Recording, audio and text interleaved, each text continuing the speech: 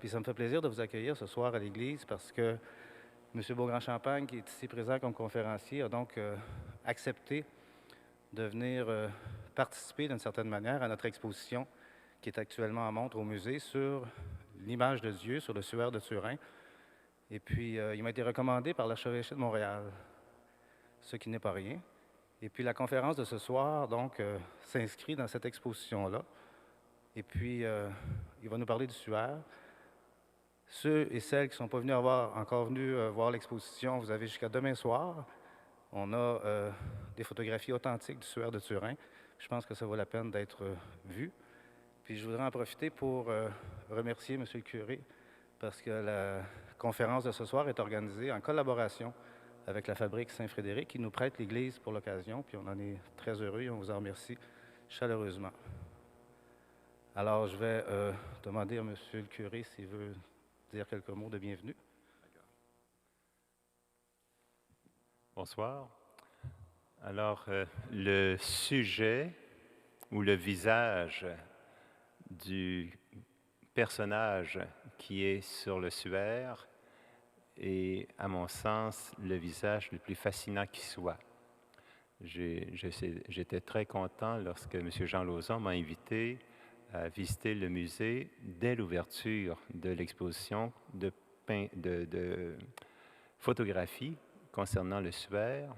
Et comme je l'ai dit à plusieurs d'entre vous, moi j'ai été vraiment impressionné par la photographie qui est en bas, mais dont on a aussi une reproduction ici. J'ai été fasciné par le fameux tissage en chevron. Il paraît qu'on appelle ça en écaille de poisson. Alors, j'avais compris que la photo était vraiment de qualité, mais ce qui est encore plus de qualité, c'est le suaire lui-même. Alors, durant cette présentation de ce soir, pour moi, ce qui est le plus important, c'est nous rappeler que Jésus de Nazareth, dont c'est peut-être, d'autres disent certainement le visage, comment Jésus de Nazareth, Fils de Dieu, veut rejoindre chaque personne ici présente. Et si le suaire est authentique, comme certains le croient vraiment, avec certitude évidemment, alors si le suaire est authentique, ça veut dire que nous avons le visage humain de Dieu devant nous. Je souhaite à tout le monde une belle soirée. Alors, je vous remercie tous deux de m'avoir invité à parler de celui qui change nos vies. Et pour changer nos vies, je crois que nous sommes privilégiés au XXe siècle et XXIe siècle de contempler justement, comme vient de le dire M. Parizeau, que nous voyons le visage de Dieu. C'est Paul Claudel qui avait coutume de répéter ça. Nous voyons Dieu sur le linceul, car c'est vraiment l'incarnation de Dieu. Je suis heureux de le proclamer, n'ayant perdu la foi pendant près de 10 ans, je n'y croyais plus. Mais à force d'étudier justement le linceul, je l'étudie depuis longtemps, j'ai une espèce de folie de ce linceul qui me montre celui dans lequel je ne pouvais ou ne voulais plus croire et qui m'a révélé la beauté de Jésus, cette beauté intérieure extraordinaire que l'on voit sur la Sainte Face, ce qu'on appelle la Sainte Face. Et Sainte Thérèse de l'Enfant Jésus a pris ce nom, non à partir de la Sainte Face qu'elle n'a pas vue avant de mourir, puisque c'est de la photographie prise à Turin par Secondo Pia, un avocat qui était amateur de photographie, a prise en 1898, 2 ans après la mort de Thérèse. Mais sa sœur, qui l'a rejointe après quelques années, est arrivée avec un appareil photo. Comme vous savez, la plupart d'entre vous, si vous aimez beaucoup Thérèse de Lisieux, elle est arrivée avec un appareil photo excellent d'ailleurs. Et elle a pris beaucoup de photos. C'est surprenant, j'ai un énorme album qui est paru il y a quelques années que je vous conseille, car il n'y a rien comme de voir cette jeune sainte qui est morte à 24 ans et qui est docteur de l'Église, chose absolument fabuleuse, et qui a pris le nom de Thérèse de l'Enfant Jésus et de la Sainte Face. Et la Sainte Face qu'elle vénérait, c'était celle qu'on appelle de M. Dupont. Elle est dans un cadre en bas à l'exposition. Elle est de l'époque de Thérèse de l'Enfant Jésus. C'est un simple dessin, mais ce dessin la bouleversait, la touchait, la renversait. Et nous sommes privilégiés, nous, de voir vraiment la Sainte Face de Jésus, qui nous apprend à aimer Jésus davantage. Jésus a été enseveli dans un linceul, dans un tombeau de ce genre-ci, où la terre est pleine de calcaire. Or, il y a du calcaire sur le linceul. Le principal spécialiste juif d'Israël, versé dans le sol, les divers sols d'Israël, a participé à un film qui s'intitule « In Pursuit of the Shroud », à la poursuite du linceul, à la recherche du linceul. Et ces Juifs qui portent la kippa, qui sont donc des Juifs, ce ne sont pas des chrétiens, ont fait un film. Ce film est admirable, a été fait par The Learning Channel aux États-Unis. Je ne sais pas si vous êtes abonnés à cette chaîne magnifique où on voit des choses extraordinaires. Et leur film qu'ils ont fait est magnifique. Ça a été aussi endossé par le fameux réseau ABC. Ce n'était pas un petit film de rien du tout, amateur ou quoi que ce soit. Et les témoignages des Juifs, qui sont des savants en général, des botanistes, des spécialistes, comme je vous ai dit, de la terre, ont découvert que sur le linceul, il y a du calcaire. Et du calcaire similaire à ceux de quelques tombeaux autour de Jérusalem. Tombeaux dans le genre donc de celui-ci. Pardon. L'entrée était fermée par comme une meule, une pierre qui a été arrondie et qui a pu être roulée, comme il est dit d'ailleurs dans les évangiles.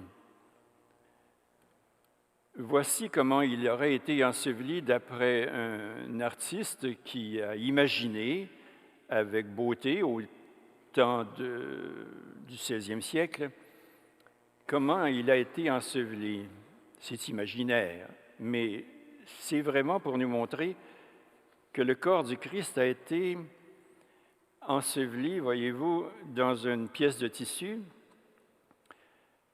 qui est longue de 2 fois la grandeur d'un homme et sur laquelle on retrouve, chose étrange, le corps de face et de dos qui est comme imprimé en surface sur des fibrilles du tissu de lin.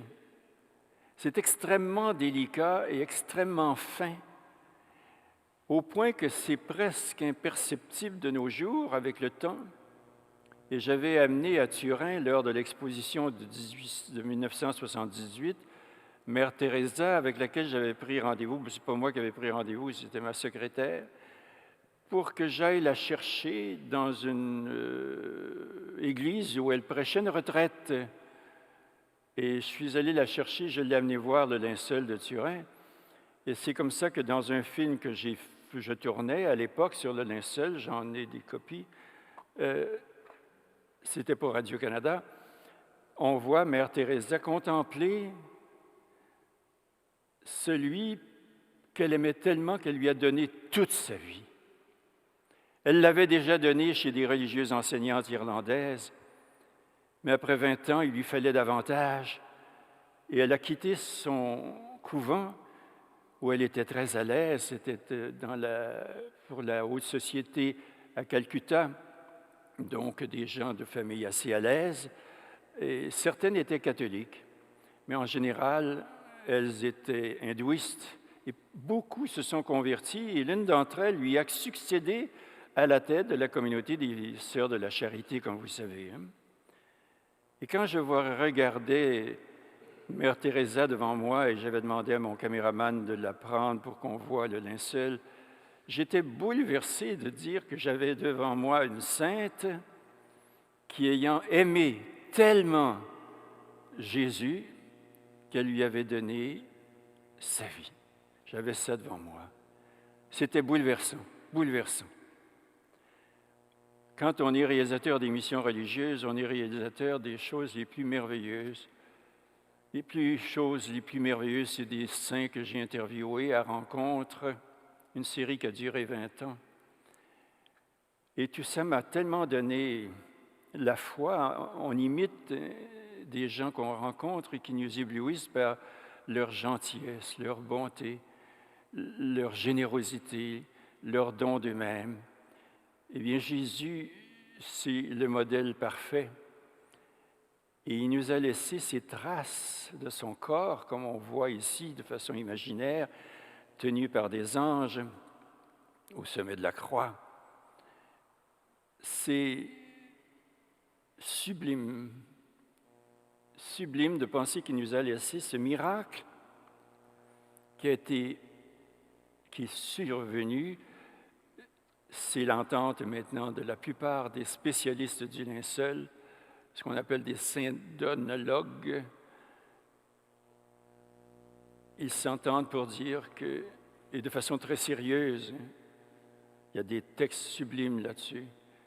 C'est au moment de la résurrection, dans un éclair d'une fraction de seconde, que ce mystère du corps qui se transforme et qui devient un corps parfaitement spirituel, qu'il a brûlé, on appelle ça un roussissement, des fibrilles qui ont fait une image en négatif que nous allons voir tout à l'heure.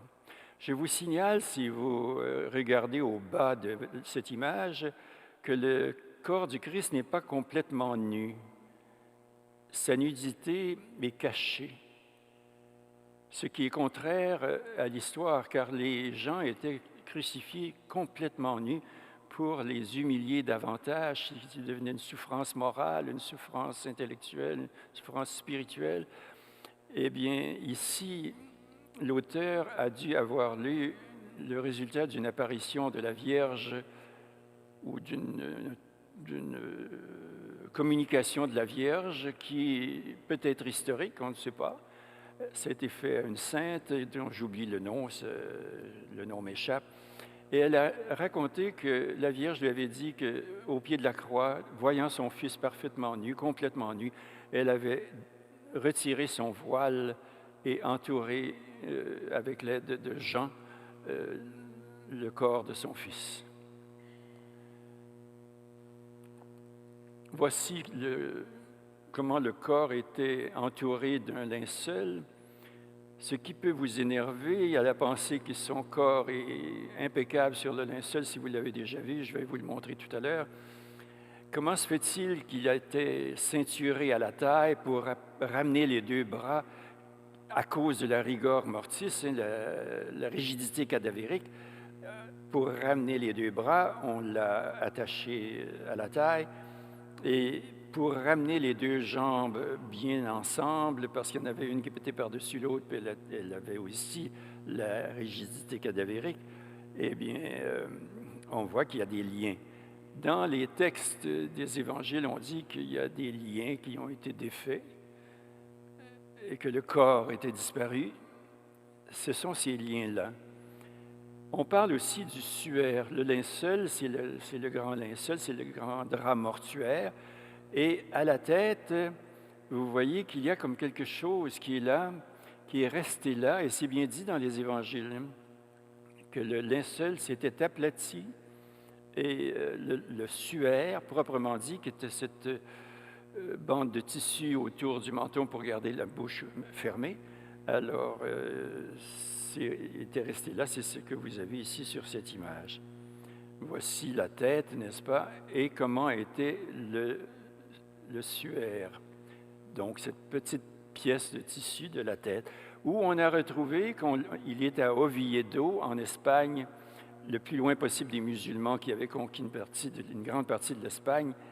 Et on l'a toujours gardé. On n'a jamais pu l'analyser, mais maintenant, quelqu'un l'a analysé, c'est une dame, Janice Bennett, aux États-Unis, qui a fait une étude extrêmement sérieuse. Si vous lisez bien l'anglais et que ça vous amuse même peut-être de le lire comme moi, ça m'amuse, j'aime cette langue, même si j'ai des idées un peu très québécoises. J'aime lire ces beaux textes qui nous parlent des choses les plus mystérieuses, comme dans ce livre que je possède. Alors voici donc le linceul. En haut, c'est cette bande de tissu extrêmement grande et fine qui est tissée de lin, c'est du lin, en arête de poisson, comme c'était dit tout à l'heure. C'est tout typique du genre de tissu que l'on tissait pour faire des linceuls au 1er siècle. On en a les témoignages dans des documents très anciens. Il a subi un incendie, c'est pour ça qu'il a été rapiécé, que vous voyez des taches blanches, n'est-ce pas? Et des taches noires, bien, c'est là où il était plus brûlé qu'il fallait. Mais les religieuses, en 1532, suite à l'incendie de 1532 à Chambéry, dans le sud de la France, où il était conservé, ont cru qu'il fallait mieux laisser le tissu lui-même, puis ne faire que des rapiessages blancs. On voit très bien en rose ici là, les deux formes. Je spécifie tout de suite que ces deux formes humaines sont identiques en tout point pour ce qui est des mensurations.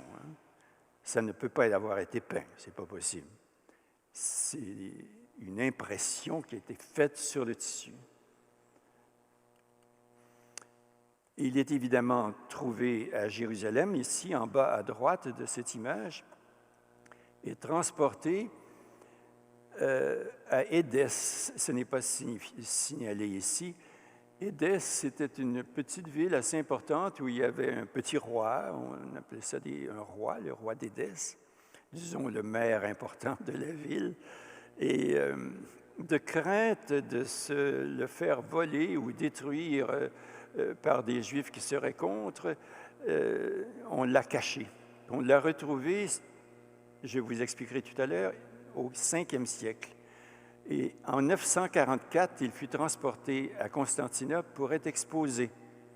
Exposé, plié dans une espèce de cadre doré en or, je crois, et puis qui était montré à la foule en disant Vera icône, la véritable icône, et d'où la légende, il me semble, de l'apparition de Sainte Véronique, l'idée qu'il y avait une femme appelée Véronique, et c'est un beau prénom à donner à sa fille, Véronique, vraie icône du Christ.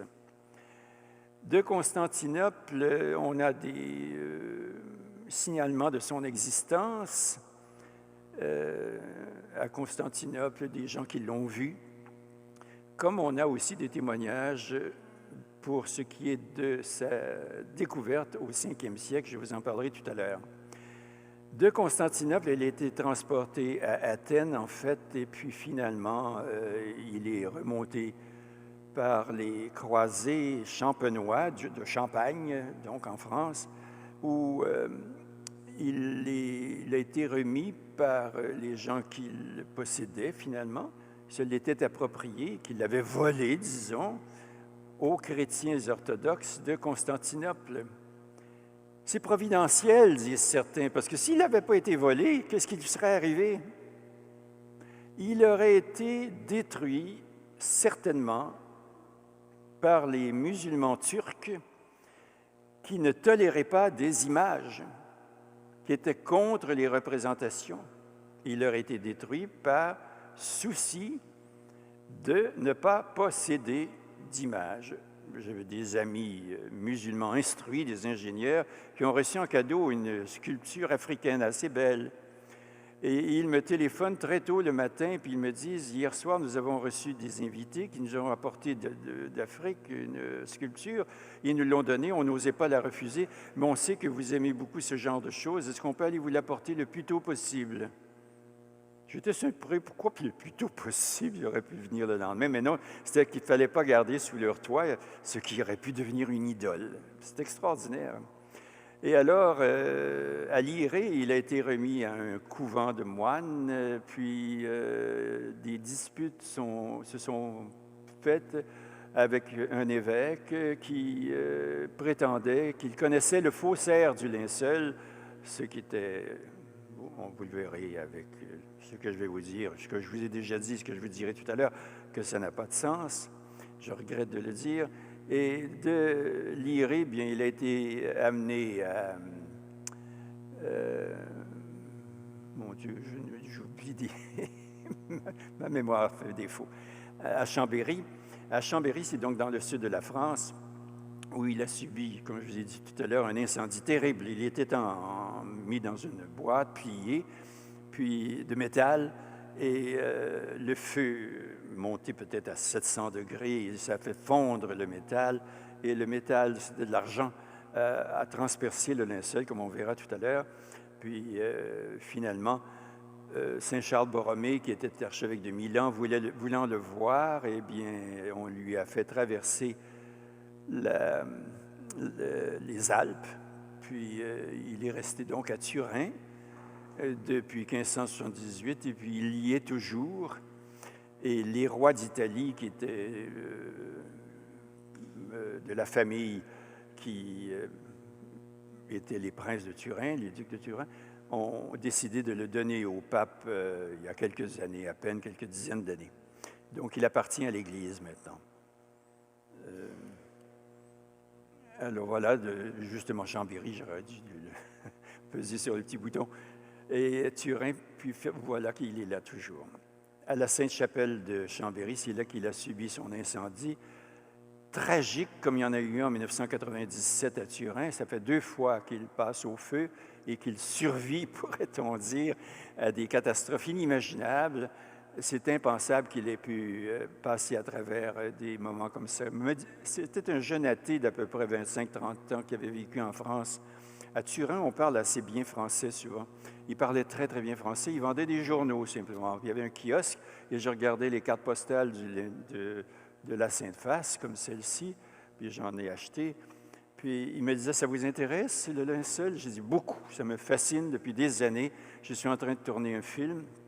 Je suis venu voir le cardinal Balestrero pour obtenir les autorisations au mois de juillet pour tourner en octobre. Il y avait là, en octobre 1978, une grande exposition qui a attiré 3 200 000 personnes du monde entier.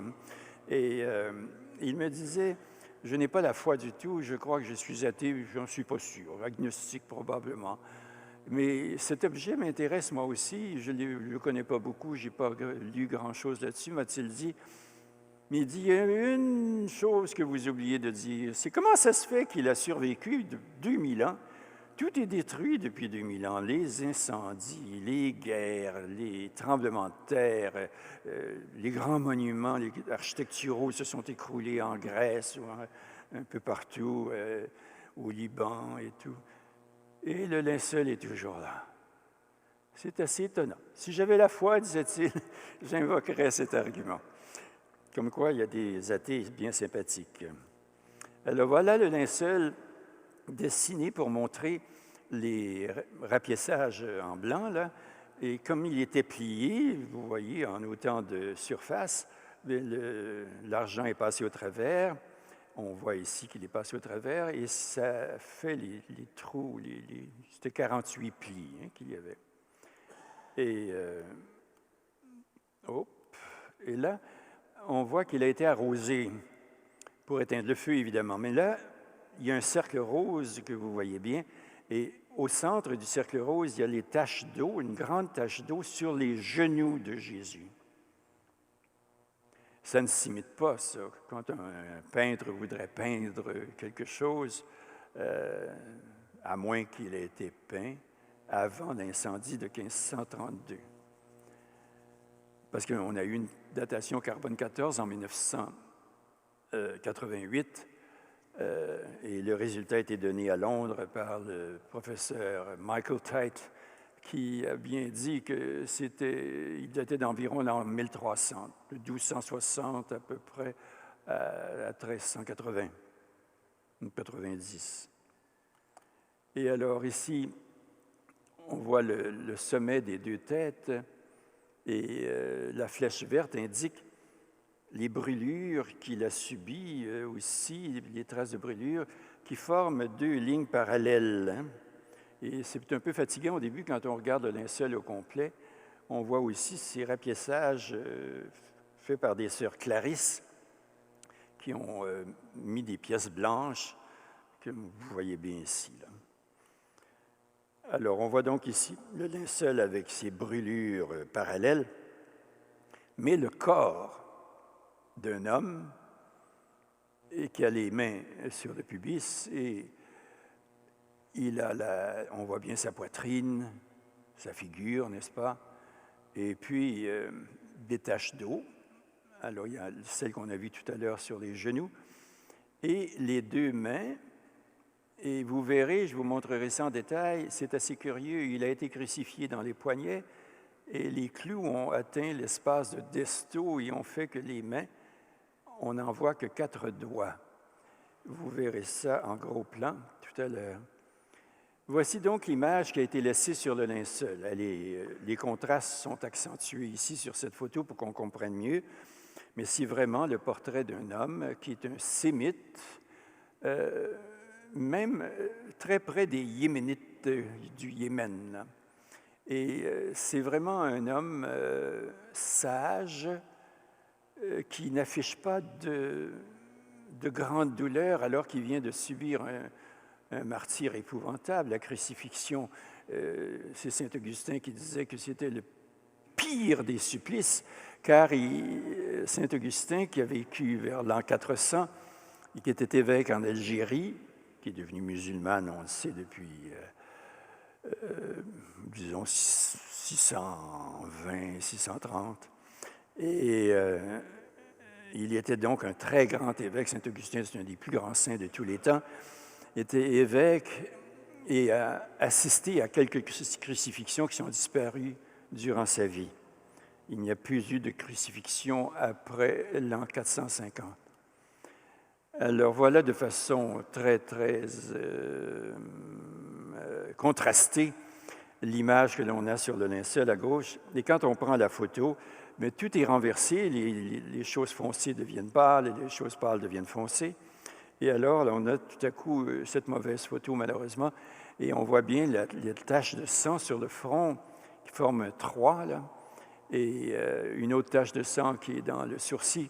Ce sont des choses qui ne s'inventent pas. Ce sont des taches de sang qui viennent de la couronne d'épines, qui est plus qu'une couronne d'épines. On verra ça tout à l'heure. Donc, le linceul est gardé à Turin. Turin, c'est une ville près de la France, en Italie, et on voit ici la cathédrale, qui a l'air d'une petite église sans rien du tout, avec quelques fenêtres. On dirait que c'est une cathédrale très humble, mais c'est quand même une cathédrale. Elle a d'ailleurs un grand campanile, comme vous voyez. C'est un campanile, un clocher, si vous préférez, qui est détaché à la façon italienne du bâtiment central. Et derrière, bien, il y a le palais du duc de Savoie, qui sont devenus la famille royale d'Italie. Et le palais qui est immense, n'est-ce pas? Il est construit de telle sorte qu'on peut passer à travers des corridors et atteindre cette chapelle que je vous montre ici avec ma souris. Là. On dirait une espèce de chapelle hindoue. C'est très étrange. On la voit ici encore, mais elle est tout près de la cathédrale. Elle est derrière la cathédrale. Elle est réunie à la cathédrale et c'est là qu'est gardé le linceul, dans cette chapelle qui a été construite expressément pour cette raison. Alors voilà le palais énorme du duc de Savoie. On voit mieux ici derrière la chapelle qui a été construite expressément, comme je vous ai dit, par un architecte prêtre d'ailleurs, qui a construit cette curieuse chapelle rococo. Le linceul est arrivé à Turin en 1578, comme je vous ai dit. Elle date donc d'environ 1600. Elle est vraiment rococo, vraiment spéciale. En 1578, quand le linceul est arrivé à Turin, bien, on l'a exposé, vous voyez tout petit là. Il est tenu comme ça, tout simplement par des évêques qui l'exposent et le montrent à la foule. Il n'y avait pas grand monde qui pouvait donc le voir. Et on s'est demandé si, en l'exposant comme ça, on a craint qu'il se déchire parce qu'il est très, très, très délicat. Et les expositions ont été très, très rares. Hein. Au XXe siècle, il y a eu 3 expositions. 1533 pour le 1933e anniversaire de la naissance du Christ. Et puis, en 1978, c'est là qu'il y a eu cette exposition fabuleuse qui a attiré plus de 3 millions de personnes. Et puis, en 1998, il a été exposé encore en prévision de l'an 2000, où il a été exposé à nouveau. Si on compte l'an 2000 comme étant le début du 21e siècle, et puis on peut dire qu'il a été exposé durant notre siècle. Voilà comment on l'exposait en 1933, sans grande précaution, comme vous voyez. C'était une époque où on ne pensait pas qu'il y avait des espèces de fous qui se présenteraient sous l'effet de la drogue pour détruire le linceul. On ne craignait pas. C'était une époque que j'ai connue. Je suis né avant ça, et c'est l'année de ma première communion, 1933. Et je me souviens qu'on laissait les portes ouvertes un peu partout. On ne pensait pas aux voleurs. On laissait nos enfants, les parents laissaient leurs enfants jouer dans la rue jusqu'à temps que les lumières s'allument. Puis ils avaient 4 ans, 5 ans, 6 ans, et on ne se préoccupait pas de vol d'enfants ou de crimes ou de pédophilie ou de je ne sais quoi. C'est curieux comme tout a changé. Tout a changé à mesure qu'on s'est éloigné de quelqu'un dont il est question aujourd'hui, du Christ. Je vous dirai quelque chose tout à l'heure là-dessus. Alors c'est donc dans cette chapelle très étrange, vous voyez en haut à gauche, on voit très bien le balcon où le duc de Savoie et sa famille, les siens, ses invités, venaient non pas pour contempler le linceul, puisque les expositions étaient très rares, mais pour voir ici, derrière les 6 cierges, le coffret d'argent. Un coffret d'argent où était enroulé dans des tissus précieux le linceul du Christ. Alors voilà, on voit le coffret d'argent que je vous montre maintenant, qui était très beau et dans lequel il était gardé. Il n'est plus gardé ainsi, il est gardé autrement dans un endroit où l'air est parfaitement purifié, c'est en plexiglas. C'est extrêmement moderne et ça suit les recommandations des plus grands savants sur la conservation des tissus comme celui-ci, qui est c'est du lin. Il n'y a pas de laine là-dedans. C'est défendu par les Juifs. Ça, les Juifs ne mélangeaient pas les animaux laine au lin végétal. Hein. Et on ne retrouve aucune trace de laine là-dessus. Ça peut indiquer, d'une certaine façon, que c'est un tissu juif, car pour tisser, ça prenait de beaux appareils, de bons appareils, et ça prenait du temps, et c'était très long pour faire des tissus de cette qualité.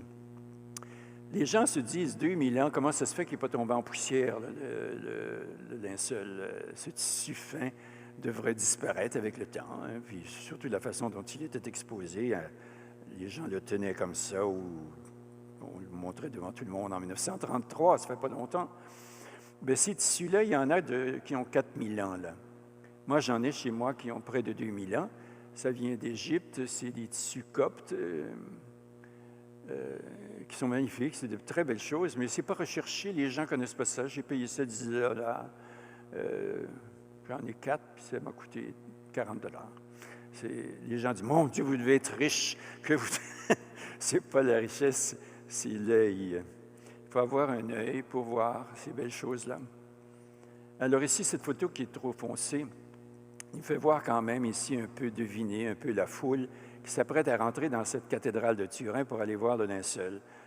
J'ai vu cette foule de près, c'était bouleversant, ça venait de toutes les parties du monde. Hein. On entendait toutes les langues. Voici cette foule, vue de face, ici on voit beaucoup mieux. Et il y en a qui sont plus jeunes, il y en avait même de très jeunes qui venaient voir le linceul, ou des gens assez âgés qui avaient de la misère à marcher et qui tenaient à voir le linceul, voir le vrai linceul. Lors de cette exposition, il y a eu un congrès scientifique à Turin, j'y étais dans cette salle d'ailleurs, et on a entendu les choses les plus mémorables. Ça a été publié d'ailleurs lors d'autres symposiums. Il y a eu beaucoup de symposiums ou de colloques ou de choses comme ça depuis 1978. Car l'intérêt pour le linceul est grandissant. Les livres qui paraissent sont innombrables. Je n'en ai que quelques-uns ici, mais j'en ai à peu près une centaine chez moi. C'est absolument fantastique tout ce qui se publie. Et puis je n'ai guère qu'en français, puis 2, 3 en anglais. Mais je sais qu'il y en a en allemand de très sérieux, en italien, en espagnol, etc., etc. Il y a même des gens qui s'intéressent au linceul au Japon et dans les pays asiatiques et en Afrique.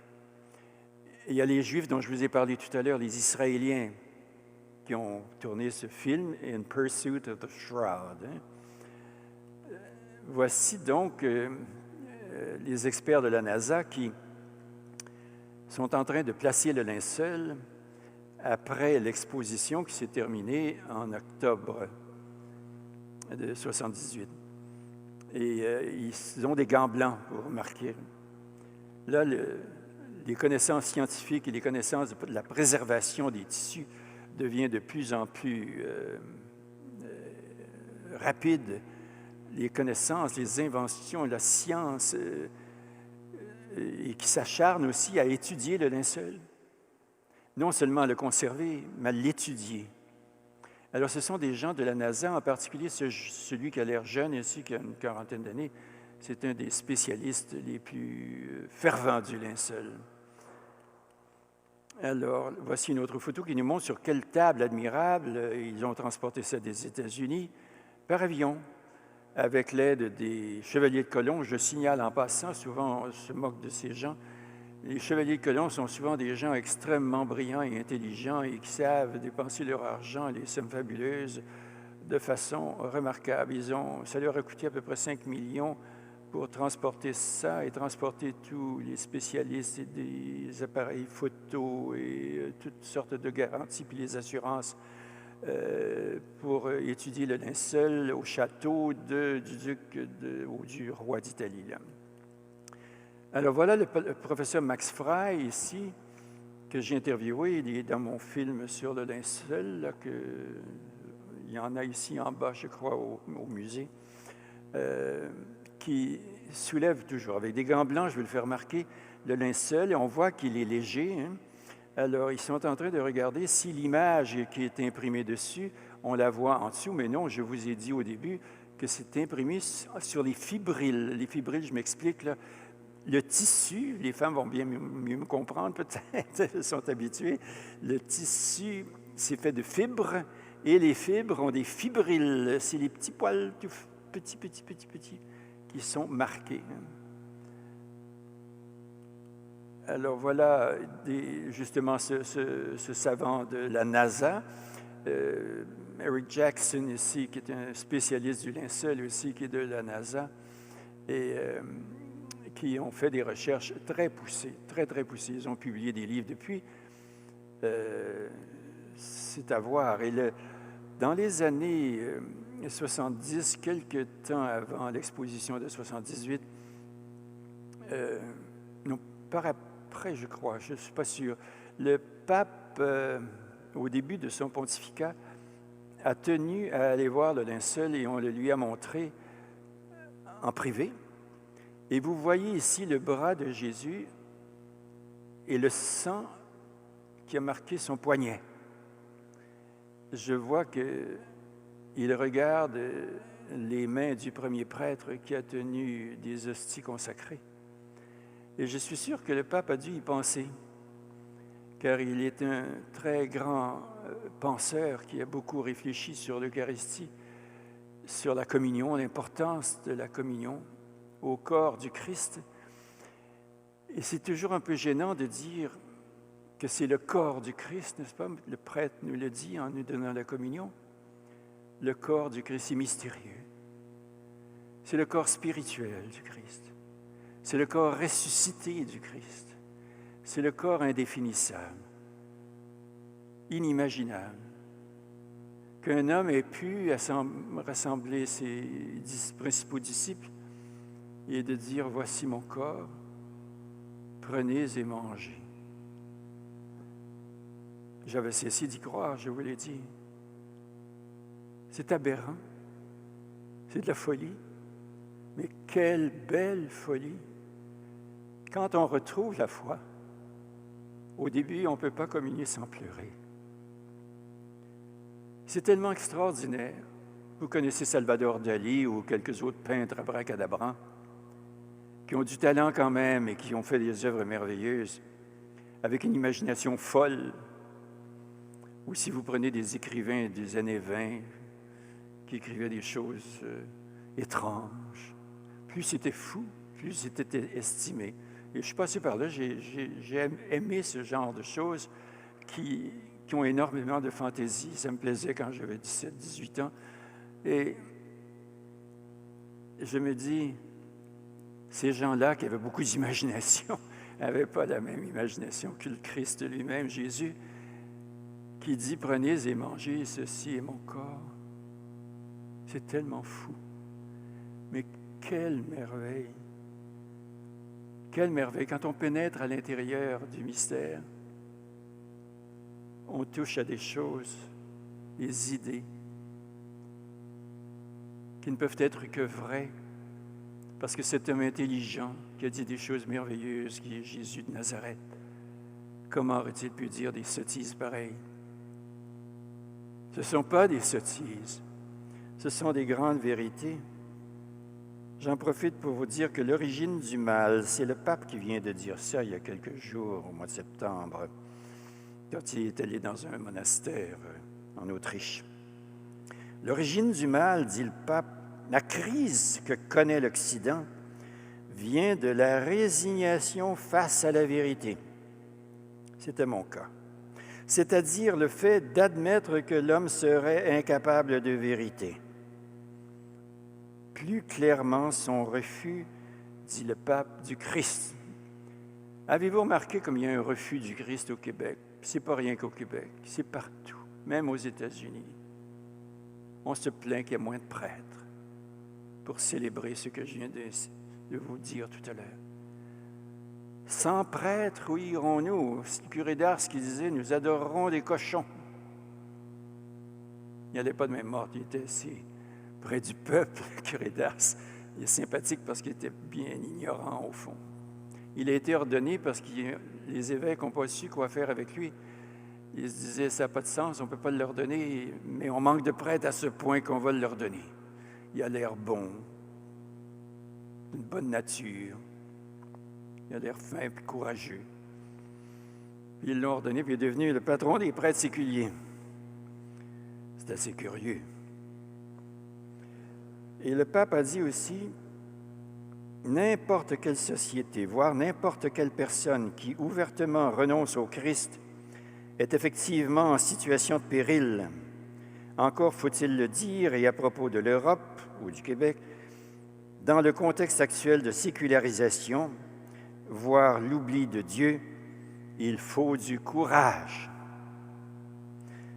La maison d'Europe sera pour tous un lieu agréable à habiter seulement, dit le pape, si elle est construite sur une solide base culturelle et morale de valeurs communes que nous tirons de notre histoire et de nos institutions et de nos traditions. L'Europe ne peut pas et ne doit pas renier ses racines chrétiennes.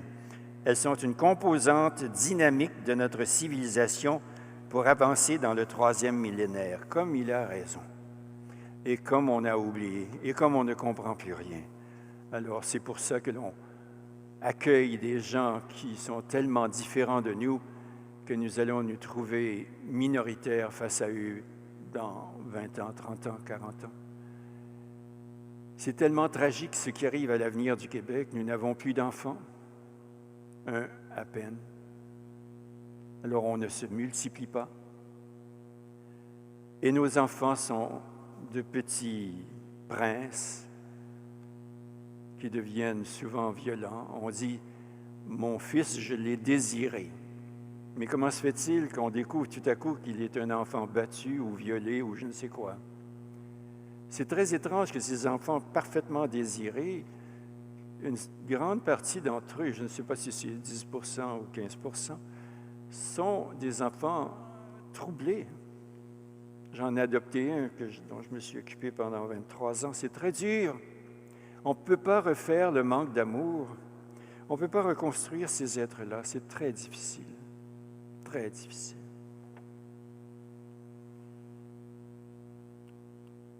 Voici donc Max Frey qui regarde. C'est un pollinologue, c'est-à-dire un spécialiste des pollens fossilisés. Il en a ramassé beaucoup avec des rubans gommés. Et puis, il est mort maintenant, malheureusement. Il y a eu un successeur pour continuer son travail extraordinaire. Il a trouvé des pollens comme ceux-ci. Vous voyez assez bien, ils sont agrandis des milliers de fois. Et ce sont des pollens particuliers dont deux sont il a trouvé 28 sortes de pollen, puis il y en a 2 sortes qui sont disparues avant la fin du 2e siècle et qui sont de Palestine. Voici une autre sorte de pollen. Et finalement, ici, on les voit qui étudient le linceul. On voit même, on le voit mal, peut-être si l'image est meilleure, j'espère qu'elle l'est pour vous. Il y en a un juif avec sa kippa. Et voici le linceul, c'est la façon de le voir le mieux.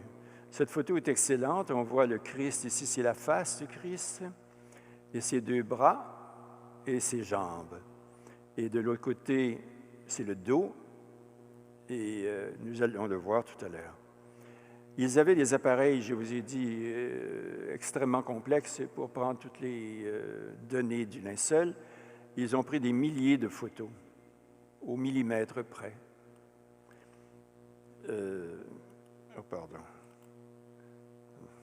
Mon Dieu. Je recule. C'est de la misère. Je ne suis pas habitué avec un appareil comme celui-ci.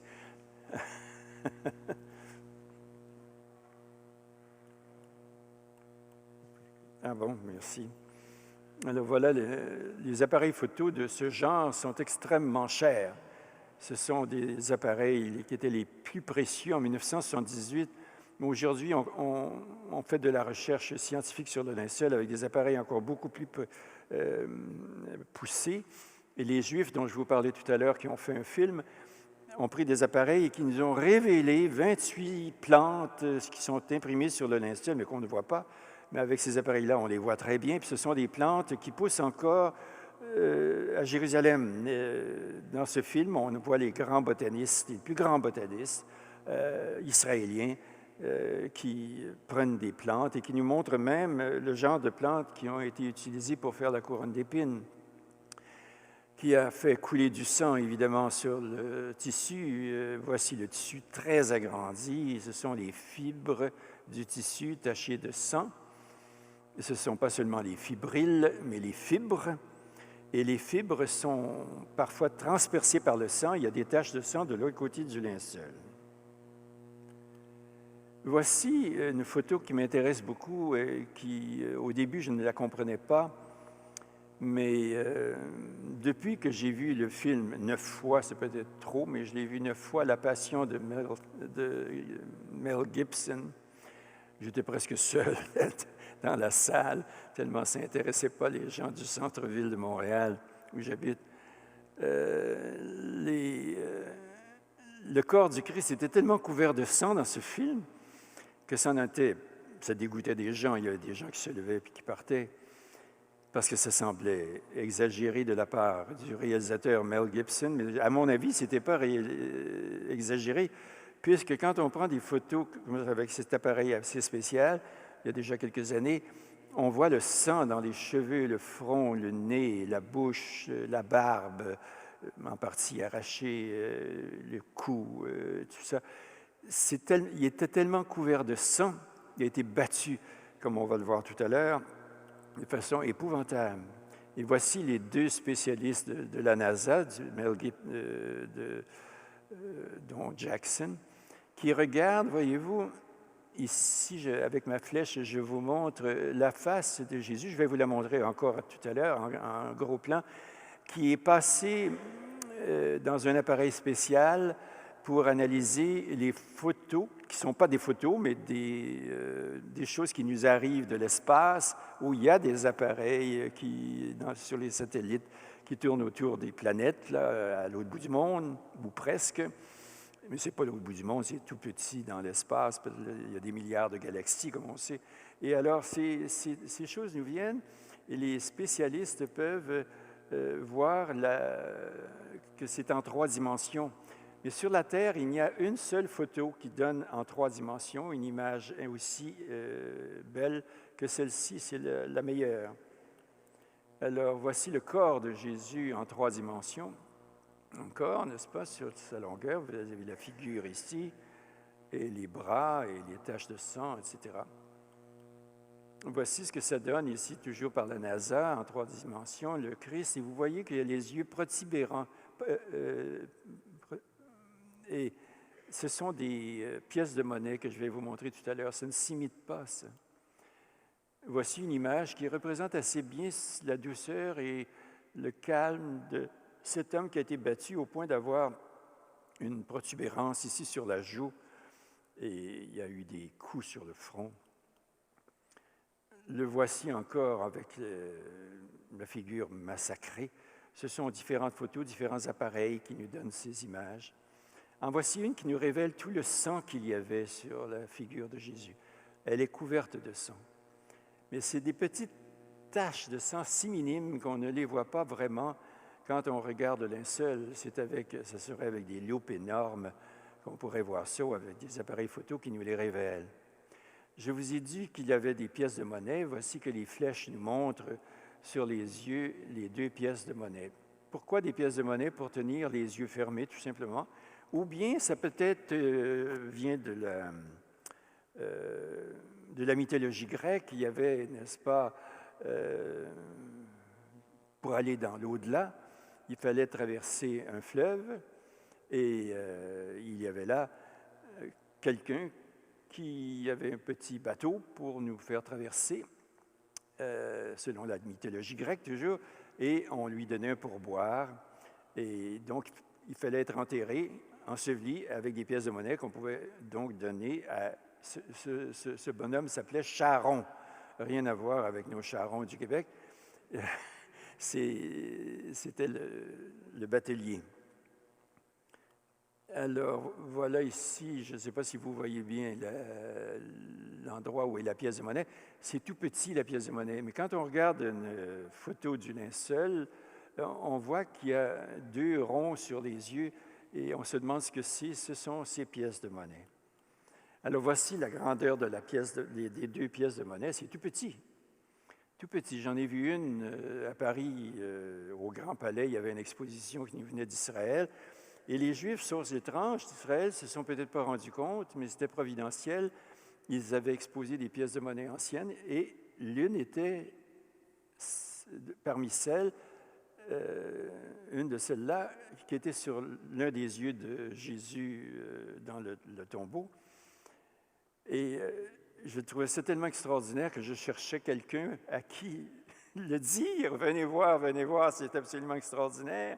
J'ai aperçu quelque chose de merveilleux, puis tout à coup, j'ai aperçu un prêtre. Grâce à son col romain, j'ai pu reconnaître, et je lui ai montré ça. Il était ravi. C'était un dominicain très instruit, qui a écrit beaucoup sur la pauvreté, sur les pauvres, un prêtre admirable qui respirait la sainteté, en tous les cas, certainement une vie spirituelle intense. Et il était tout fier de voir ça, de voir cette pièce de monnaie. Alors là, voilà la pièce de monnaie sur laquelle il y a comme une crosse ou de berger, ou je ne sais trop. Et puis, au-dessus de la crosse, là, il y a je vous montre C-A-I. Ça, c'est supposé être un kappa en grec, donc un X. Il a mis un C, il s'est trompé. Le bonhomme qui a fait, ou la bonne femme, il y avait peut-être des femmes qui faisaient ça, qui étaient des spécialistes de fabrication de pièces de monnaie. Et il a mis un alpha, puis, mon Dieu, alpha, bêta, gamma, delta, epsilon, zeta, je ne me souviens plus du nom, d'un I en tous les cas. Et puis, on le voit mieux ici, on voit le C-A-I. Il s'est trompé, mais ça date de la pièce de monnaie de l'an 29. Comment ça se fait qu'il était de l'an 29 si le Christ est mort en l'an 33? Mais il n'est pas mort en l'an 33. Il est mort le 7 avril de l'an 30. Et il est né à peu près 4 ans avant notre ère. Je n'étais pas pour dire né avant Jésus-Christ, là, en l'an 4. Et ça lui aurait donné environ 34 ans. Et ça date donc le linceul comme étant de l'an 30, l'année où il est mort, Jésus. Il a été fouetté de façon épouvantable. Il devait être fouetté pas plus que 40 coups et il en a reçu environ 100. C'est la flagellation romaine. On dit que Mel Gibson a exagéré dans son film, si vous l'avez peut-être vu, et il n'a pas exagéré. C'était la flagellation romaine. La flagellation juive arrêtait à 39, c'est-à-dire le chiffre officiel c'était 40, mais on donnait 39 coups pour être sûr de ne pas dépasser 40. Oh, j'aurais dû vous expliquer. Ici, les fouets ont des haltères au bout, des petits haltères de métal. On a trouvé, il y a quelques années, à l'endroit où le Christ a été flagellé, car on le sait maintenant, dans les fentes des pierres, en enlevant la terre, on a découvert, caché par le temps, de ces petites haltères. Et quand on prend une de ces haltères de métal, on la met sur une copie du linceul grandeur nature, c'est exactement la même chose. Donc, il a été flagellé. Vous avez ici, dans le cadre blanc à gauche, la section qui est agrandie à droite du dos du Christ. On voit les coups de fouet. Et le sang qui vient de la plaie du côté, il a été transpercé au côté droit, n'est-ce pas, par une lance romaine. Quand ils l'ont étendu sur le dos, le sang a afflué un peu pour lui faire comme une espèce de ceinture de sang. Ça ne s'imite pas. C'est des choses, c'est vraiment quelqu'un qui a su faire la crucifixion, la lance au côté, la couronne d'épines, le sang qui coule dans la figure, etc. Ça ne s'imite pas. Ce n'est pas des dessins, ça. C'est vraiment du sang. Heller, le plus grand spécialiste de la reconnaissance du sang dans des causes devant jury ou tout ça, dans des causes criminelles, l'a analysé. Je l'ai vu quand il l'a annoncé à la télévision américaine. Il avait été invité, on était tous anxieux de savoir ce qu'il dirait, puis il a parlé très calmement, puis il dit, quand j'ai vu que c'était du sang, j'ai dit, oh my God, it's blood. Mon Dieu, c'est du sang. Mais on voyait qu'il était chrétien et ça le touchait profondément. Il avait la figure transfigurée de douleur. Oh, ça le touchait profondément. Nous, on regarde ça souvent. On regarde la Sainte Face. On nous lit les textes de la Passion. J'ai vécu comme ça pendant des années. J'écoutais ça, puis je me disais, bon, ben, si ça peut finir, c'est un peu long, la Passion, hein. Ça finit plus. Puis, ils sont 3 en avant qui lisent ça. Puis, mon Dieu que c'est long, les offices de la Semaine Sainte. Et puis, finalement, quand j'ai fait ce film, à ma grande surprise, je l'ai terminé juste à temps pour qu'il passe un vendredi saint. Et puis, je suis allé à l'office du vendredi saint, puis on m'a demandé de lire la Passion.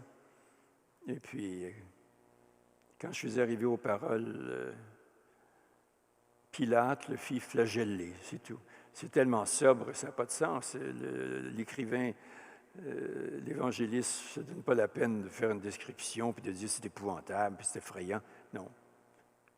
Pilate le fit flageller. Moi, toutes les images de mon film me sont revenues, puis j'avais la gorge prise, j'avais honte un peu, puis je me disais, les gens disent, il joue un rôle, il fait semblant de pleurer ou je ne sais pas quoi, mais ce n'est pas du semblant.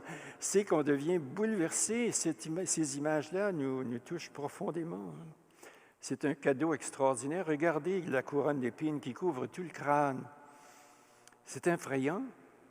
Ils ont martelé, d'ailleurs, avec un bâton, vous le voyez, il lui donne un coup sur la joue droite, qui a l'air d'être la joue gauche, là. Et c'est incroyable de penser qu'il a été battu comme ça, c'est au point que sur le linceul, on le voit, comme je vous l'ai fait remarquer tout à l'heure. Puis là, les épines, pensez que s'il y a quelqu'un qui vous rentre une aiguille, bon, les femmes savent ça davantage, peut-être parce qu'elles mettaient des épingles autrefois, les plus âgées. Là, moi, j'ai déjà vu ma mère avec des épingles qui se rentraient ça. Puis des fois, un petit accident se rentrait sur le crâne. Et ça fait très mal. Quand on nous prend du sang sur le bout du doigt, ça nous fait mal. Là, c'est 100 fois pire. 500 fois pire. C'est terrible. Voici le sang qui coule de la tête, de l'arrière de la tête. Alors, dans le carré blanc, là, on a pris cette section, on l'a agrandie ici, et nous voyons derrière la tête le sang qui coule dans les cheveux, qui sont probablement un peu huileux de Jésus, parce qu'on lui avait mis de l'huile une semaine plus tôt, n'est-ce pas, dans les cheveux? Et par respect. Et ici, le sang qui coule de la couronne d'épines. Et sur le linceul, le 3 est à l'envers, comme ça, là. C'est le sang qui coule. Il dépose aussi une goutte de sang sur la sourcille. Et ça ne s'imite pas, ça, c'est vraiment du sang. Il y a une petite tache blanche dans le milieu. C'est tout à fait selon les données scientifiques, des taches de sang qui peuvent survenir, comme ça, on le voit ici en gros plan. Et ça ne s'imite pas. C'est vraiment le sourcil là, qui est taché d'une goutte de sang. Puis ici en haut, là, en 3, c'est la grosse tache de sang que l'on va retrouver sur des représentations du Christ à partir du 5e siècle et 6e siècle. On retrouve comme une espèce de mèche de cheveux. Ça devient une mèche de cheveux sur les mosaïques, les peintures, même au 5e siècle.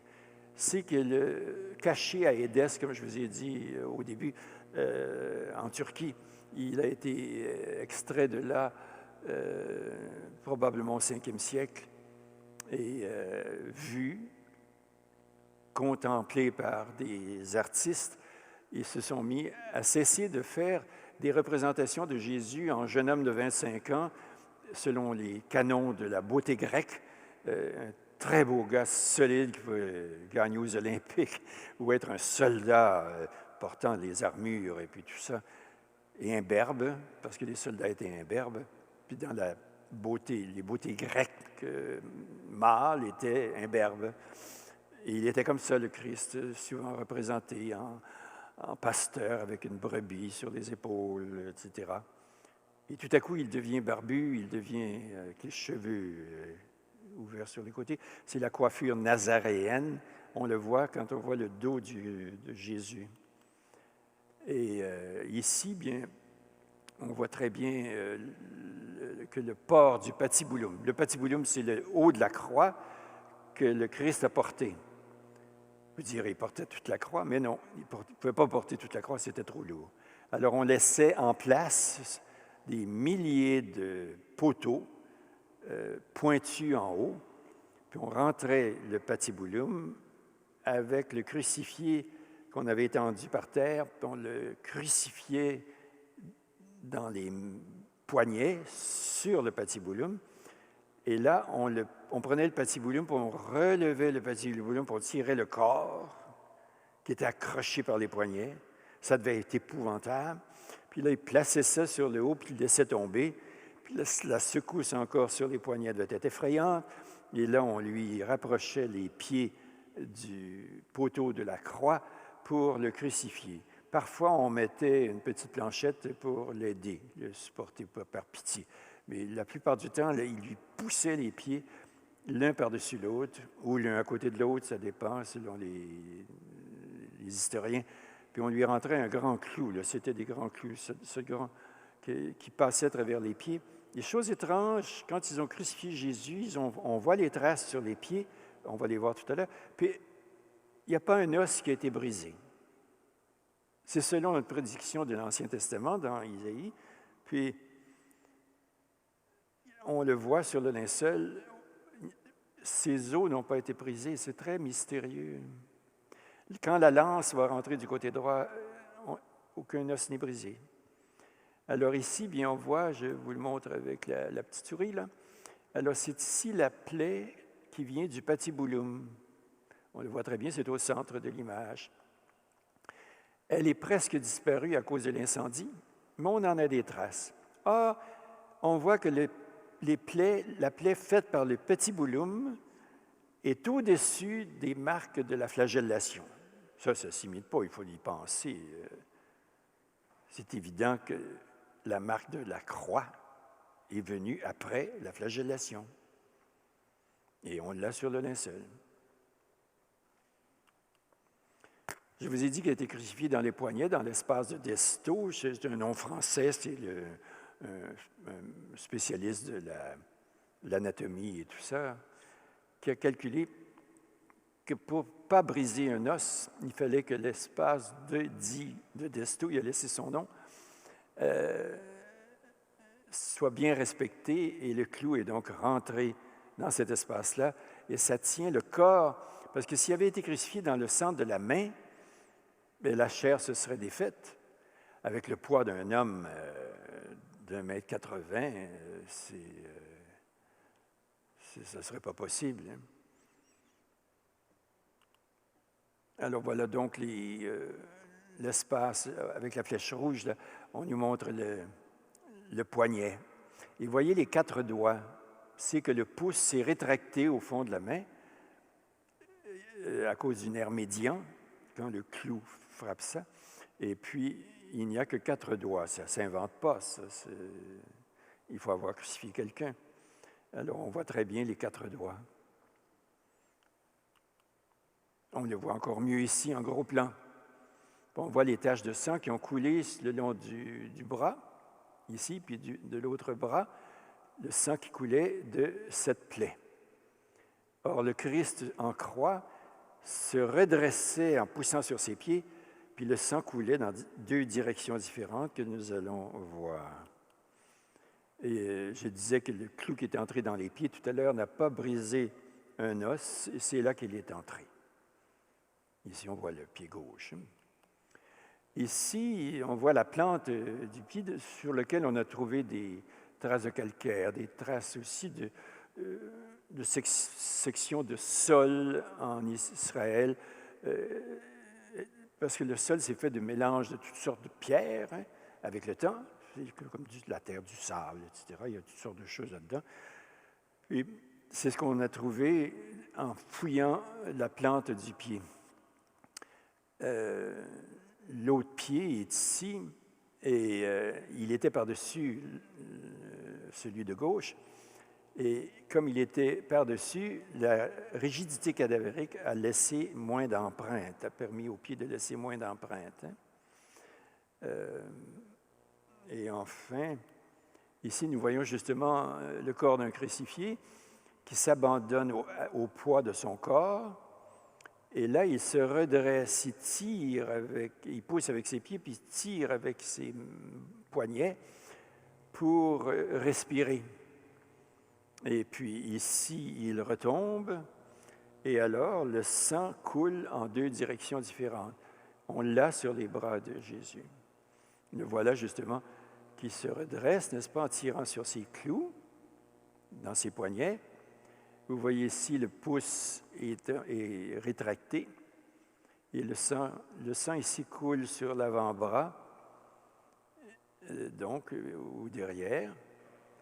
Et puis, voilà, quand il se laisse tomber, il coule toujours sur les bras, mais dans l'autre direction, en direction du sol. Ça ne s'imite pas, ça ne s'invente pas. C'est comme ça sur le linceul. Il a reçu, j'ai dit tout à l'heure, vous le savez tous, un coup de lance romaine entre la 5e et la 6e vertèbre. Alors, s'il l'avait reçu de l'autre côté, il aurait touché le cœur et il n'y aurait pas de sang qui aurait coulé parce que de ce côté-là, le sang était vidé de son sang, comme on dit. Et, tandis que quand le coup de lance rentre du côté droit, il y a de l'eau. C'est pas de l'eau vraiment, c'est un liquide qui ressemble un peu à de l'eau qui est sorti. Saint Jean l'a noté et il l'a dit dans son évangile. C'est assez étonnant qu'il ait mentionné ça, on se demande pourquoi, mais on le voit sur le linceul. Et voici maintenant justement le coup de lance. Alors à gauche, vous avez le corps du Christ, vous avez une plaie, la toute petite, là, à côté d'un tissu blanc que les clarisses de 1534, quand elles ont réparé la brûlure de 1532, alors on le voit très bien. Et quand on parle du Sacré-Cœur, puis qu'on dit « Voici le cœur qui a tant aimé les hommes et qui en est si peu aimé », et on voit le sang qui coule. Beaucoup de catholiques ont une dévotion au précieux sang. On a même une communauté importante ici au Québec que vous connaissez, les Sœurs du précieux sang. Et on se dit, quelle drôle d'idée, Sœurs du précieux sang, avoir votre dévotion au précieux sang. C'est que le sang, c'est le siège de la vie pour les Juifs. C'est le siège donc de l'âme. Et le sang qui coule, c'est comme si le Christ répandait son âme, son amour. Car quand on a une âme bien faite, on aime. Aujourd'hui, on dit aussi quand quelqu'un a le cœur dur, donc il n'y a pas de sang là-dedans, c'est de la pierre, il n'y a pas d'amour. Ça se rejoint. Notre langage est semblable à celui des Juifs. Les témoins de Jéhovah ont gardé ça, c'est pourquoi ils n'acceptent pas de recevoir l'âme ou du sang de quelqu'un d'autre. Ils refusent les transfusions de sang. C'est appliquer la lettre avant l'esprit de la lettre. L'esprit vivifie, la lettre tue. Je ne veux pas que j'ai outre mesure les témoins de Jéhovah, mais je crois que quand ils font ça, souvent, ils perdent leur enfant qui devrait recevoir une transfusion de sang. Nous, dans notre mystique chrétienne, catholique, le sang a beaucoup d'importance. Nous l'avons à l'Eucharistie que nous célébrons tous les jours. Les prêtres le font tous les jours. Ceci est mon sang. C'est absolument mystérieux. Mais c'est beau. C'est le siège de l'amour de Jésus que nous recevons quand on a la chance de communier sous les deux espèces. Les prêtres l'ont. Je ne sais pas juste pourquoi nous ne l'avons pas. Il y a si peu de monde à l'Église qu'on pourrait communier sous les deux espèces à toutes les messes ou presque. Il y a de plus en plus de monde à la cathédrale de Montréal. Je remarque ça depuis quelque temps. Alors voilà, tout à l'heure, je vous ai parlé de ça. À la taille du Christ, là, on voit que c'est sa taille, le milieu de son corps. Le sang s'est répandu de cette plaie du cœur. Il est entouré de son sang. Alors, je vous laisse voir encore le linceul pour que vous le mémorisiez. Gardez cette image dans vos oraisons, dans vos méditations. Souvent, on est un peu embêté de prier puis de méditer, puis on ne sait pas sur quoi méditer, sur quoi penser, à quoi laisser plonger, en quoi laisser plonger notre âme, notre imagination, notre esprit. Laissez-la vous remplir de cette image du corps du Christ qui nous est laissé par un miracle absolument invraisemblable, inimaginable, qui est dû, selon bien des auteurs, à la résurrection. Ce qui est dit dans mon film ici, c'est un jeune juif scientifique de New York qui le dit, et qui le dit avec passion et enthousiasme, parce qu'il s'est mis à étudier le linceul, et plus il a découvert que tout ça, c'était de l'amour. C'était le geste de l'amour. Et que le Christ ne pouvait être que ressuscité, redonné à la vie, d'une façon spirituelle. Il est parti d'un agnosticisme libertin. Il disait, je ne vous le dirai pas en anglais, mais il dit j'avais coutume de fréquenter les bars, de me prendre une fille au hasard, la plus belle autant que possible, puis de m'amuser. Je ne pensais à rien d'autre que de continuer mes études en sciences, d'approfondir ce qui me passionnait. Puis là, quand ce qui me passionnait, je me l'ai mis sur le linceul de Turin parce qu'on me disait que c'était une photo prise avant l'invention de la photo, la seule au monde. C'est vrai d'ailleurs. Que c'est l'objet le plus extraordinaire qui soit sur Terre. C'est l'objet qui est le plus mystérieux, qui ne peut pas être expliqué. J'ai cherché.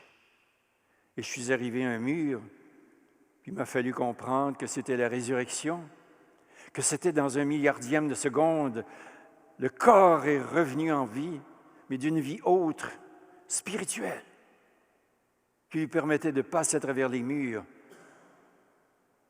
et d'apparaître à ses apôtres qui en témoignent et qui sont allés jusqu'à la crucifixion à l'envers pour Saint-Pierre, pour la mort martyre pour les autres. Ils sont tous disparus à un moment donné sous les persécutions. Alors, bouleversé par ça, il dit à un moment donné, « Viendra un jour où nos prêtres se décideront à en parler et convertiront les Juifs. Ils sont prêts à croire au Messie si on le leur dit. Qui va leur dire? » J'ai entendu dans ma vie un sermon sur le Saint-Suaire de Turin, un seul, donné par un prêtre qui enseignait au Grand Séminaire de Montréal, M. Lamoureux, qui prêchait très bien, était intelligent, très cultivé, très, très remarquable, qui parlait sans prétention, clairement. C'était tellement bouleversant. Et je me suis dit, pourquoi c'est pas comme ça toutes les semaines, à tous les mois, 12 sermons par année, pour faire connaître cet objet? Monsieur Parizeau, ce serait une bonne idée, me semble. Il y a un auteur, M. Aaron Upinski, ça commence avec un Upinski. Si vous voyez un livre de lui, là, achetez ça tout de suite, ça vaut de l'or.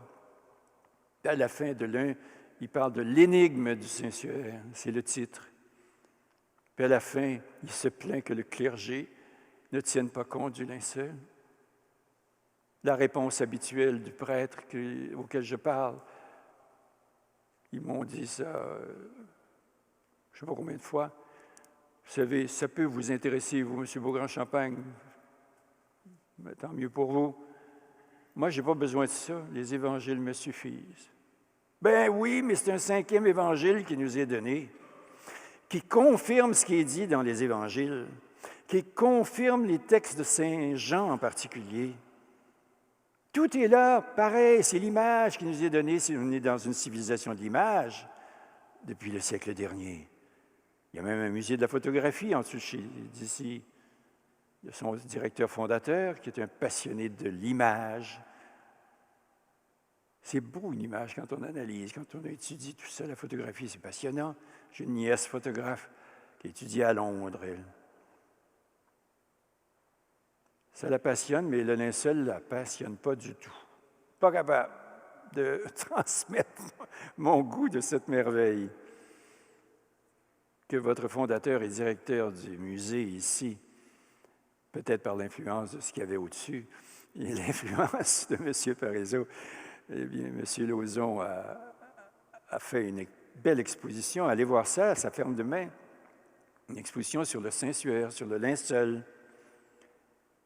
Et vous verrez des photos extraordinaires, magnifiques. Regardez bien cet homme.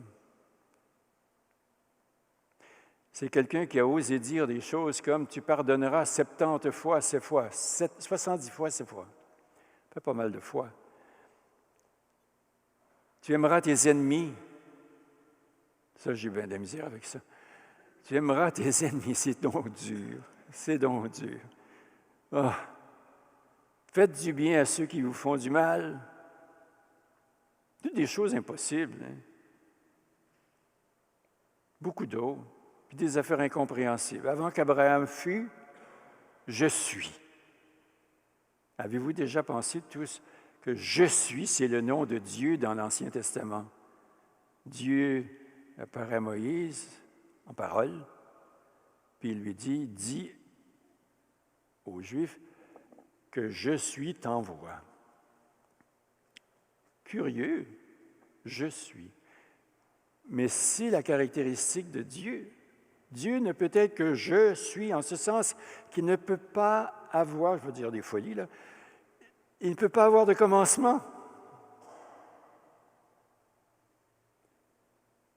Ne blâmons pas trop les athées qui cherchent à comprendre comment ça se fait que Dieu existe depuis toujours. Mais on ne peut pas le comprendre. Il n'y a pas un pape qui a compris ça. Puis moi, certainement pas.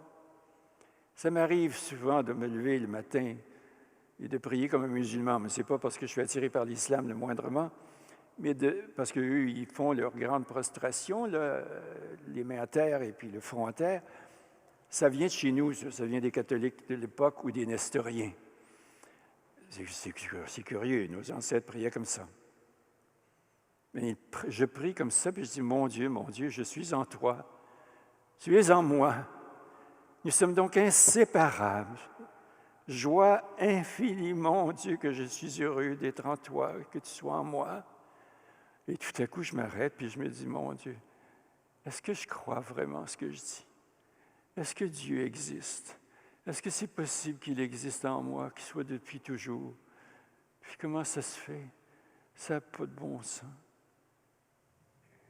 Mais j'ai tellement souffert quand je n'ai pas cru que ça ne dure pas 1 seconde et demie. Mes doutes s'en vont. Et je reviens à l'existence de Dieu tout de suite. Et je l'aime tellement que je lui parle souvent dans mon corridor en faisant la cuisine. Il faut devenir un peu gaga, un peu fou de Dieu pour être en concordance avec la folie que c'est de croire en Dieu. C'est la plus belle de toutes les folies. Alors ça, c'est l'image vraiment de la face de Dieu. Les petits plis, lignes noires là, que vous voyez, ce sont des plis qui ont été faits il y a des siècles et des siècles dans le linceul. Ça ne se défait pas, on ne peut pas les repasser. Voici une autre image un peu plus solide qui nous permet de voir les yeux avec les pièces de monnaie. On dirait qu'il y a les yeux ouverts, hein? Mais il n'y a pas les yeux ouverts. Ce sont les pièces de monnaie.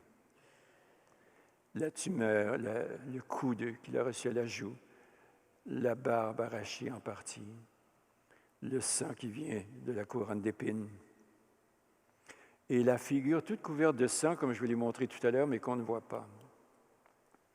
Donc, au 5e siècle, je vous l'ai dit tout à l'heure, on a certainement retrouvé de sa cachette le linceul à Édesse. Et les gens sont venus le voir et on lui a fait toujours un V comme ça entre les deux sourcils.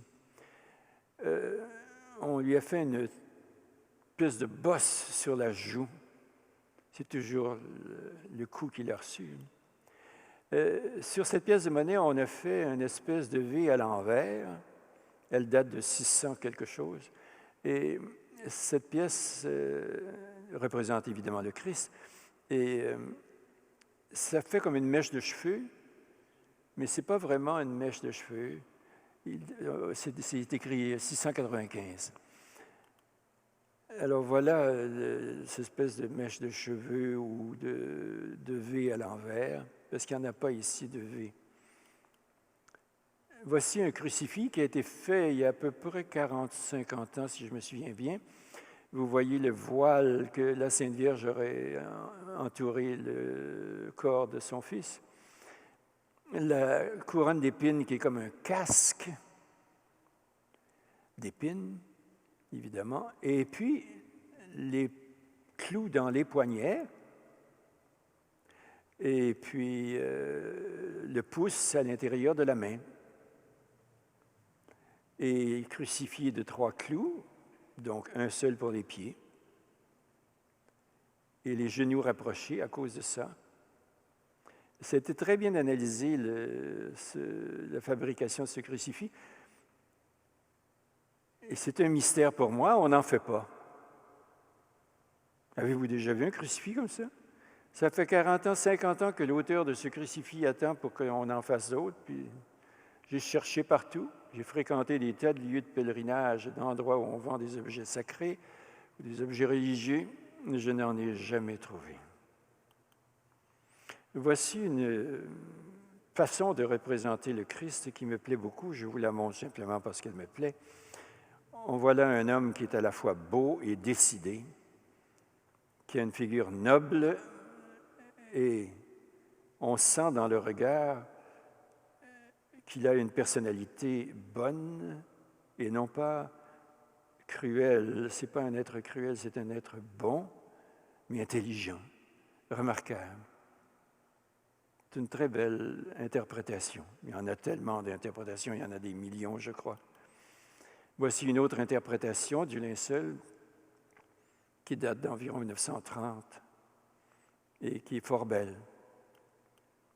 Voici une qui a été tirée du linceul. Vous voyez les plis du linceul, ici un pli, puis un autre pli en bas à droite, et puis ça provient du linceul. C'est une transcription, dirait-on, électronique du linceul. Il s'en fait beaucoup, on en vend des milliers dans les endroits où on vend des objets religieux.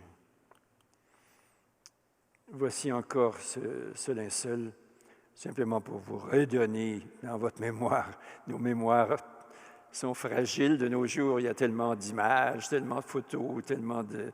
Nos télévisions nous en donnent à satiété. J'ai été réalisateur pendant des années, puis il y a des émissions dont je ne me souviens plus que j'ai réalisées. Mais c'est tellement important. Ça, c'est l'image des images. C'est le plus grand mystère qui soit sur la Terre, à mon avis, et ça touche celui que moi, personnellement, puis sans doute vous tous, et puis Monsieur le curé, nous croyons profondément au point de penser chaque jour à lui, de le prier, de l'honorer, de le lire, de lire ses pensées, ses idées, d'être choqué parfois par certaines de ses pensées qui vont trop loin. Elles ne vont pas trop loin. Elles fabriquent des saints. Savez-vous ce que c'est, la terre? Savez-vous pourquoi il y a une terre?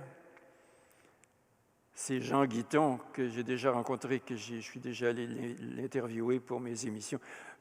Mes émissions m'ont permis de rencontrer tellement de gens fantastiques que j'ai peur d'en parler, puis ça a l'air prétentieux. Ce n'est pas prétentieux, c'est juste le fait de mon métier.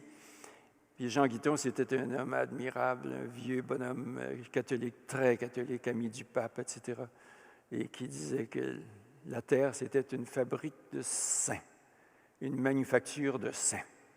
Dieu y fabriquait des saints.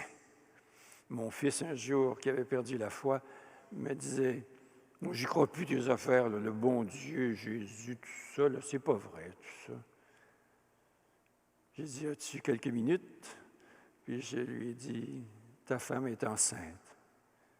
C'est toi qui fais le bébé. Bien, je peux-tu que c'était moi? Voyons donc, hein, Ginette, c'est moi, hein? Ah bon, j'ai dit, tu es intelligent, hein, mon Guy, tu as fait beaucoup d'études tout à coup. Parce qu'au fond, je ne voulais pas le blesser vraiment, parce qu'il n'avait pas terminé sa 3e année primaire. Puis il me dit que c'était lui. J'ai dit, mon Dieu, comment tu fais? Qu'est-ce que vous avez fait aujourd'hui? Des petits doigts, des ongles, quoi, un bout d'oreille? Comment ça marche, votre affaire? Ben, c'est niaiseux, la question, papa, pose-moi pas des questions pareilles. Ah, oh, t'es fatigant. Je ne suis pas fatigant. Je te fais penser que c'est Dieu qui le fait, le bébé. Ben, voyons donc. J'ai dit, qui veux-tu qu'il le fasse? Qui l'a programmé? Qui a imaginé que 19 jours après que vous l'ayez conçu, son petit cœur se mettrait à battre tout seul? Comment ça se fait qu'il bat tout seul, il va battre jusqu'à sa mort? Comment ça se fait? Son cerveau, ses yeux, qui a tout programmé ça? Ouais, ben, il dit, OK, là, je vais y penser. Puis le dimanche suivant, ding, ding, ça sonnait à la porte. Je me demandais qui c'était. C'était lui avec sa femme. C'était à quelle heure la messe déjà, donc? Ah bon, j'ai le temps de me faire un café. Ça finissait là. Il voulait se faire un café avant la messe. Puis là, à la messe, il était extraordinaire. Je l'ai vu aider son fils à comprendre les paroles, à s'extasier, à s'enthousiasmer d'avoir ces belles prières-là dans le prier en Église, puis de communier. Puis un jour, son fils, à 7 ans, à la cathédrale, il voudrait aller communier. Son père lui dit, « Retourne à ta place. »« Non, non, je veux recevoir Jésus. Bon, je suis tanné d'attendre. » Il avait 7 ans. Puis le dimanche suivant, mon fils l'a fait communier. Il a fait sa première communion. Puis il a expliqué tout ça dans ses mots, et c'était bouleversant. Et Pascal songeait à devenir prêtre. Puis, comme bien des futurs prêtres aujourd'hui, ils perdent leur vocation dans ce monde d'abrutis. C'est une autre photo, mais voici une très belle photo que j'aime beaucoup. Elle est juste de bonne intensité. C'est le négatif du négatif. Car Jésus sur le linceul est en négatif. J'utilise le mot qui n'est pas précis parce que ce n'est pas vraiment une photo. La photo a été inventée par Nicéphore Niepce. Quel étrange nom. Nicéphore. Moi, je n'appellerai pas mon fils Nicéphore, en tous les cas. Nicéphore Niepce, et puis qui est mort en 1835, je pense. Puis, c'est lui qui a commencé le premier. Il est, pour ainsi dire, l'inventeur de la photographie. Mais il n'y a rien eu avant de photo de qui que ce soit que celui que vous voyez actuellement. Au début, je n'aimais pas tellement. Je ne sais pas. Ça ne me disait pas grand-chose. Je revenais à la foi. Et c'était plus rationnel que vibrant. Mais j'ai toujours la Sainte Face devant moi, presque partout dans ma maison, même des petites, pour me rappeler. Et j'aime tellement cette image que sur mon film, j'ai mis la Sainte Face entourée de belles reproductions de chefs-d'œuvre de la figure de Jésus-Christ par des grands peintres. À un moment donné, dans mon émission, de mon film, on voit ça à l'écran. Et beaucoup de gens m'ont dit, c'est la première fois que je ressens devant le linceul, la Sainte Face, que c'est vraiment beau, très beau.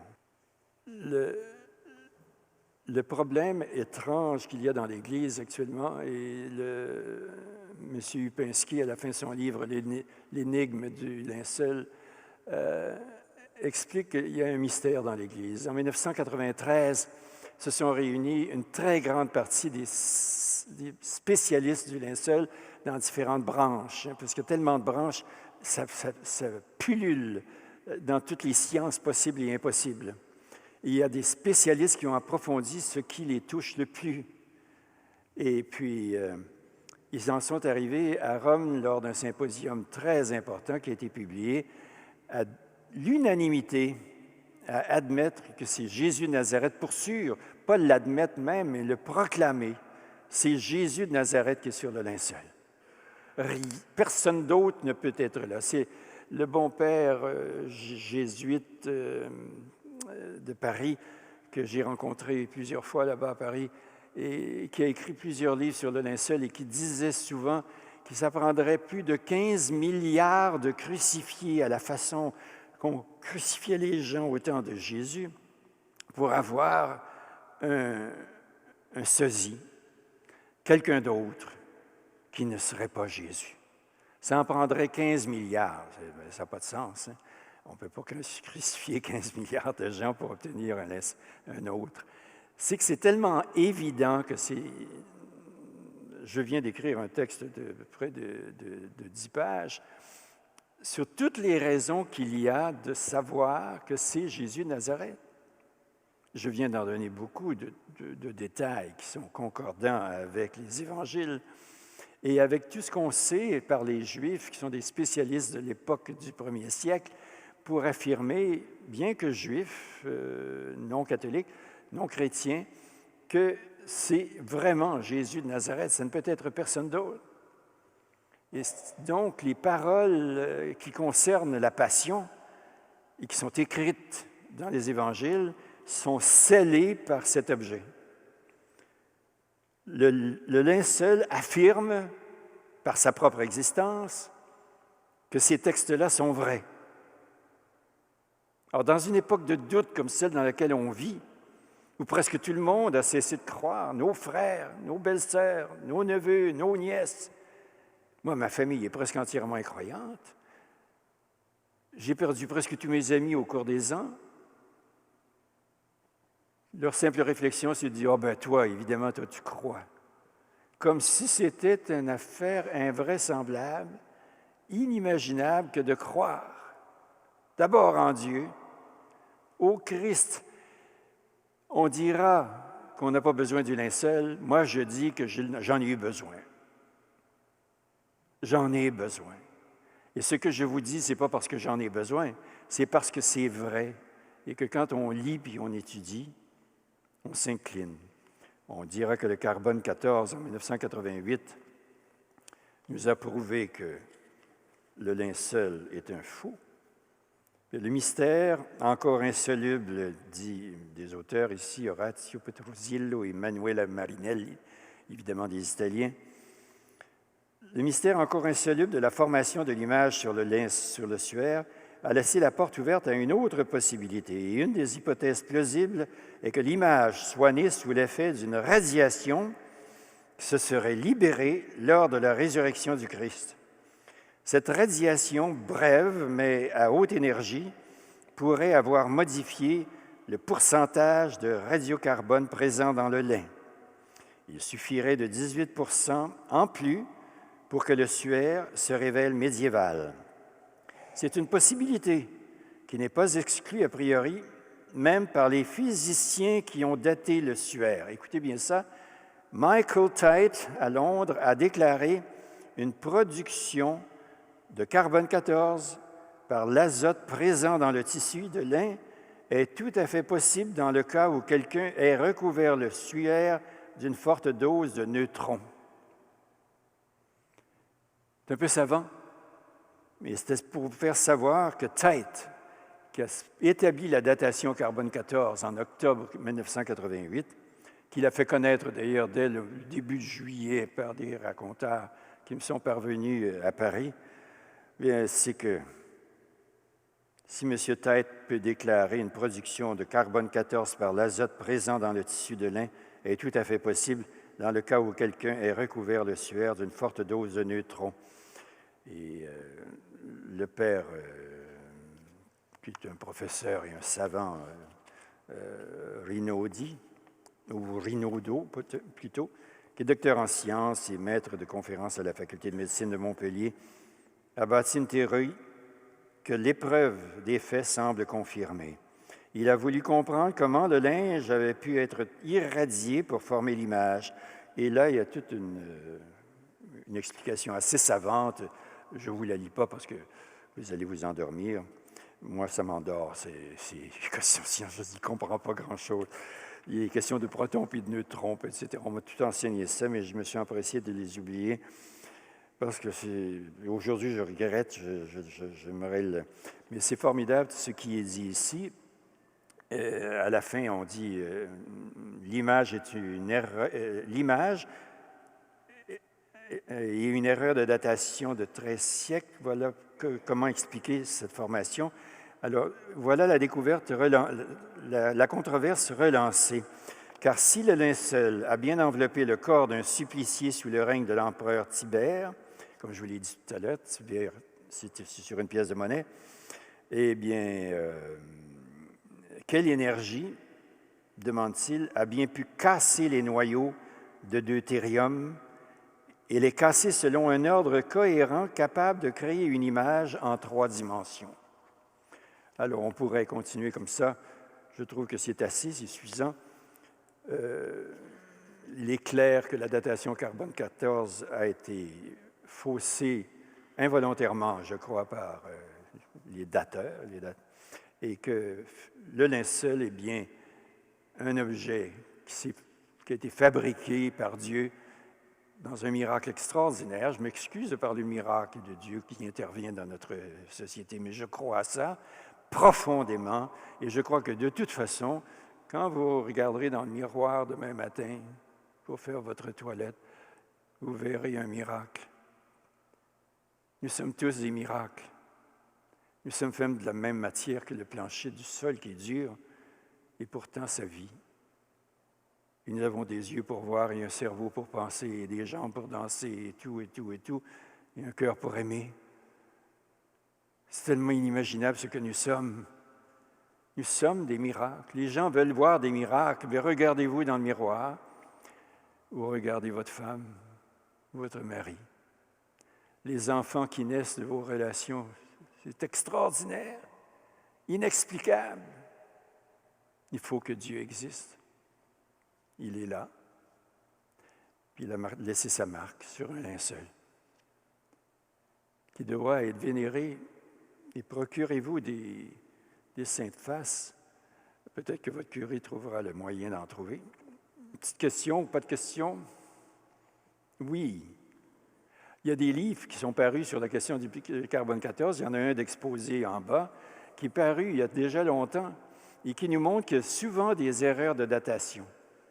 On a daté des affaires absolument invraisemblables. On a daté des objets au carbone 14 qui dateraient de l'an 2700 quelque chose. On n'est même pas rendu là. C'est absolument invraisemblable. Il donne toute une liste d'erreurs de datation carbone 14. Et M. Tête, le directeur de la datation, je l'ai lu tout à l'heure devant vous, reconnaît qu'il y a peut-être une erreur, puis là, depuis quelque temps, il a reconnu qu'il y avait certainement une erreur de datation.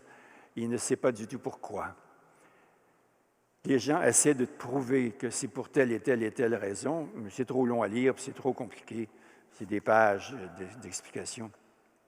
Procurez-vous un livre, allez demander dans une librairie religieuse un petit livre de rien du tout sur la datation au carbone 14. Vous allez le voir au musée en bas demain. Et puis, prenez des notes si vous voulez, ou feuilletez-le. Vous allez voir, ça existe des erreurs de datation au carbone 14. Il ne faut pas attacher d'importance à des choses qui sont souvent erronées. Ça ne donne rien. De toute façon, les preuves je vous ai donné à peu près la moitié ou le tiers des preuves de la véritable datation qui est de l'an 30. Vous ne l'acceptez peut-être pas, mais c'est écrit sur une pièce de monnaie sur l'œil. Ça ne s'invente pas, puis il a fallu le mettre à l'envers à part ça, écrire Tiberiu Caesariu à l'envers. C'est impensable. Est-ce que vous acceptez qu'un artiste, un faussaire, ait pu faire ça? Ben non, c'est pas possible. C'est pas possible qu'il ait pensé de faire la rétractation du pouce, puis etc. Toutes choses, de mettre du calcaire de Jérusalem sur son linceul, etc. Les plantes, les pollens fossilisés, etc. Penser au sang qui coule dans une direction puis dans l'autre, et puis etc. J'en prie. Là, vous avez 2 fois le corps du Christ au centimètre près pour les dimensions. Comment a-t-il pu, c'est grandeur nature, hein, évidemment, comment a-t-il pu, l'artiste qui a fait ça, peindre ça, là, pour que ce soit exactement les mêmes dimensions au millimètre près? Entre l'an 1300. Ce faussaire-là, on ne sait même pas de son nom, on sait même pas, on n'a jamais parlé de lui nulle part dans aucun texte. On dit qu'il y en a eu un. Mais ce n'est pas tout de dire qu'il y a eu un faussaire ou qu'on va pouvoir en faire un jour. Il n'y a personne qui peut en faire actuellement. C'est plein de spécialistes, de savants, même en Inde, qui essaient, sont incapables. Or, on montre des photos qui sont mauvaises, de linceuls qui ne sont pas beaux, qui ne sont pas intéressants. On montre ça, puis on dit « Ah, mais ça a été fait par un Anglais qui vit dans un petit village quelque part, puis il a trouvé le truc dans sa cave. » Et puis, on nous montre ça, puis c'est sans intérêt.